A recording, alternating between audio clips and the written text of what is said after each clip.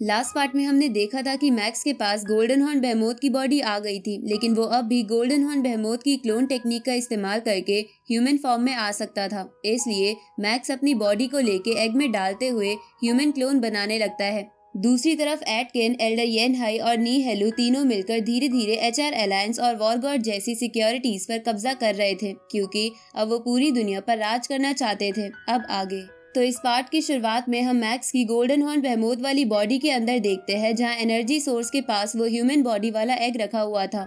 लेकिन अभी उस एग को टूटने में 7-8 महीने बाकी थे, इसलिए मैक्स और बबाता इंतजार करने लगते हैं। इधर हम एवा को देखते हैं, जिसका भाई उसे खुश करने के लिए उसकी पूरी सेवा कर रहा था। अब काफी समय बीत जाता है और एवा की डिलीवरी वाला दिन आ जाता है, जिसकी वजह से एवा के भाई को बहुत घबराहट हो रही थी। लेकिन एवा सेफली 2 जुड़वा बच्चों को जन्म देती है, जिसे देखकर मैक्स की फैमिली बहुत खुश हो जाती है। साथ ही ये बात बबाता को भी पता चल जाती है, पर वो मैक्स को ये बात नहीं बता सकती थी, क्योंकि मैक्स उस एग के बनने की वजह से हाइबरनेशन में था और उस एग को अभी टूटने में थोड़ा और समय था। अब वो कुछ समय भी बीत जाता है, जिसके बाद उस एग में क्रैक बनने लगते हैं। इधर एवा भी मैक्स की पिक्चर्स देखते हुए अपने दोनों बेबीज को संभाल रही थी। तभी उसकी रूम की चीजें हवा में उड़ने लगती है और अचानक से नीचे गिर जाती है। ये देखकर एवा चौंकते हुए जल्दी से नीचे भागती है, जिसके बाद वो देखती है कि उसके इन लॉज मैक्स का भाई और उसकी गर्लफ्रेंड वहाँ बेहोश पड़े हैं। ये देखकर एवा घबरा जाती है। तभी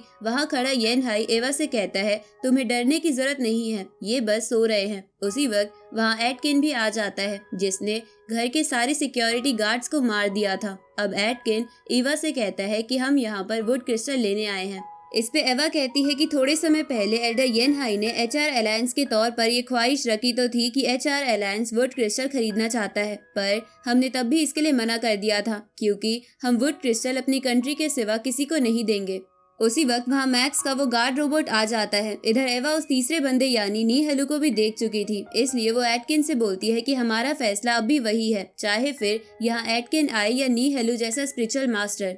ये सुन के एटकिन बोलता है कि लगता है हम बातचीत से डिसाइड नहीं कर पाएंगे। इसलिए एटकिन एक कुर्सी पे बैठ के नी हेलु को इशारा करता है, जिसके बाद नी हेलु वहाँ की सभी चीजों को स्पिरिचुअल एनर्जी से कंट्रोल करते हुए एवा से बोलता है कि तुम बस एक ऑर्डिनरी लड़की हो, तुम्हारा उन खास चीजों पर कोई हक नहीं है। अब उस स्पिरिचुअल एनर्जी से एवा के सर में दर्द होने लगता है, तो वो रोबोट नी हेलु को रोकने के लिए आगे जाने लगता है, पर नी हेलु मैक्स के पेरेंट्स को आगे कर देता है, जिसकी वजह से एवा उस रोबोट को रोक लेती है। अब नी हेलु एवा से कहता है कि मैं चाहता हूँ कि तुम अपने रोबोट को कंट्रोल में रखो, क्योंकि मैं चाहूँ तो इन सबकी जान एक चुटकी में ले सकता हूँ। इसके बाद नी हेलु अपनी स्पिरिचुअल एनर्जी से उस जगह को स्कैन करके वुड क्रिस्टल का पता लगाता है, जिससे उसे पता चलता है कि वहाँ पर 18 वुड क्रिस्टल और कई सारी प्लांट स्पिरिट्स हैं, जिसकी वजह से नी हेलु खुश हो जाता है और उन सभी चीजों को अपनी ओर खींच लेता है। तो ये देखकर एटकिन और एल्डर येन हाई भी मुस्कुराने लगते हैं। तभी एल्डर येन हाई नी हेलु से कहते हैं कि मैक्स नंबर 1 स्पिरिचुअल मास्टर था, इसलिए अगर उसके बच्चों में भी वैसा ही टैलेंट हुआ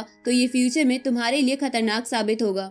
ये सुन के नी हेलु गुस्से में उन बेबीज को स्पिरिचुअल एनर्जी की मदद से ऊपर से नीचे लाने लगता है। लेकिन तभी एवा उससे कहती है कि अगर तुमने मेरे बच्चों को छुआ तो इस रोबोट के अंदर चल रही रिकॉर्डिंग अपने आप लाइव हो जाएगी, जिसके बाद तुम तीनों को कोई भी अपना लीडर नहीं मानेगा और तुम्हें सबसे मुंह छुपाकर रहना होगा। ये सुन के उन तीनों को गुस्सा आने लगता है। उसी वक्त एवा उनसे कहती है कि तुम चाहो तो ये सब चीजें यहाँ से ले जा सकते हो, लेकिन तुम्हें मेरे बच्चों को, मैक्स की फैमिली को बिना हार्म करे यहाँ से जाना होगा। पर नी हेलु ये नहीं चाहता था, लेकिन एटकिन एवा को इस बात पर हाँ करके नी हेलु और येन हाई के साथ वहाँ से जाने लगता है। लेकिन जाने से पहले वो नी हेलु को इशारा कर देता है, जिसके बाद नी हेलु अपनी स्पिरिचुअल एनर्जी से एवा के ब्रेन को डैमेज कर देता है, जिसकी वजह से वो बेहोश हो जाती है। और थोड़ी देर बाद जब उसकी आंख खुलती है तो वो देखती है कि उसकी नाक से खून आ रहा है। अगली सुबह मैक्स की फैमिली एवा को हॉस्पिटल में एडमिट करती है, जहां डॉक्टर्स मैक्स की फैमिली को बताते हैं कि एवा जल्द ही मरने वाली है। ये सुन के मैक्स की फैमिली बहुत उदास हो जाती है, क्योंकि उन्हें समझ नहीं आ रहा था कि अचानक से ये सब क्या हो गया। 2 दिन बाद एवा वापस घर आ जाती है, लेकिन उसके मुंह और नाक से अब भी खून आ रहा था, पर वो ये बात किसी को नहीं बता रही थी और ऐसा ही शो कर रही थी जैसे कि वो बिल्कुल ठीक है। साथ ही वो मैक्स की मॉम को कहती है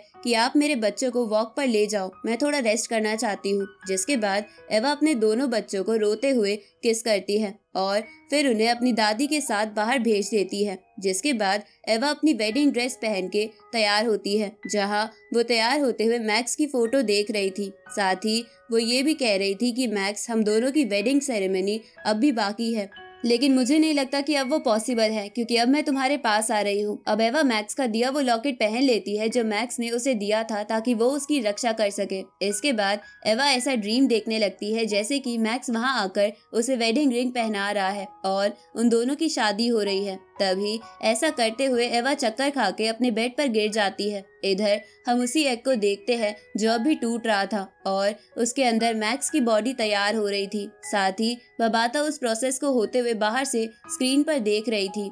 जहाँ वो प्रोसेस 100% कंप्लीट हो जाता है तो बबाता खुश होते हुए मैक्स से कहती है कि तुम अब अपनी गोल्डन हॉर्न वाली बॉडी को अपने एनर्जी सोर्स के पास भेज दो और उस वाली बॉडी को बाहर ले आओ, जिसकी वजह से तुम्हारी बॉडी स्विच हो जाएगी और तुम ह्यूमन बन जाओगे। ये सुन के मैक्स ऐसा ही करने लगता है और अपनी गोल्डन हॉर्न बहमोत की बॉडी एनर्जी सोर्स के पास भेज देता है। जिसके बाद वो अपनी बॉडी में उठता है और खुद को पहले जैसा पाकर उसे बहुत अच्छा लगता है। साथ ही वो बबाता को बताता है कि मेरा एनर्जी सोर्स अब भी मेरी बॉडी में है, जो मेरी ह्यूमन बॉडी को सपोर्ट कर रहा है। इस पे बबाता उसे बताती है कि ये एनर्जी सोर्स गोल्डन हॉर्न बहमोत को सपोर्ट करने के लिए था, लेकिन क्योंकि ह्यूमन बॉडी को इतनी पावर की जरूरत नहीं पड़ती, इसलिए ये एक साथ कई ह्यूमन बॉडी भी चला सकता है। साथ ही इसकी वजह से तुम्हारी इस बॉडी की पावर और हार्डनेस भी कई गुना बढ़ गई है। अब मैक्स अपनी पावर को एक बार ठीक से एडजस्ट करता है, जिसकी वजह से मैक्स का ऑरा फील करके वो क्लाउड रेटन मैक्स के पास आ जाता है। साथ ही मैक्स भी अपना ब्लैक गॉड आर्मर पहन लेता है। तभी बबाता मैक्स से कहती है कि मैंने तुमसे कहा था कि किसी अच्छी स्पीशीज की बॉडी को चुनना। इस बॉडी से तो बढ़िया गोल्डन हॉर्न बहमोत की बॉडी थी, जो इससे काफी तेजी से ग्रो कर सकती थी। उसी वक्त वहाँ मैक्स के रोबोट आ जाते हैं और उसे उसकी रिंग देते हैं, जिसे मैक्स पहन लेता है और बबाता से कहता है कि तुम इतना लालच मत करो, मैं अब भी ग्रो कर सकता हूँ। साथ ही मैं इस बॉडी की वजह से अपनी फैमिली और एवा से भी मिल सकता हूँ। इस पे बबाता मैक्स को एवा के बारे में बताती है कि वो मर चुकी है। ये सुन के मैक्स चौंक जाता है और इसी के साथ ये पार्ट यहीं खत्म होता है।